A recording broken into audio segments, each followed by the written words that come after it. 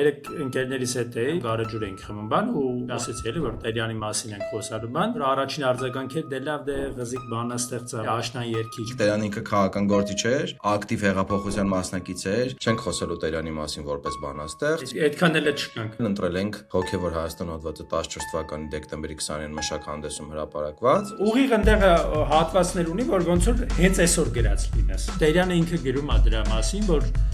զոհերը ահավոր են լինելու։ Փաստացի ոնց որ ցեղասպանությունից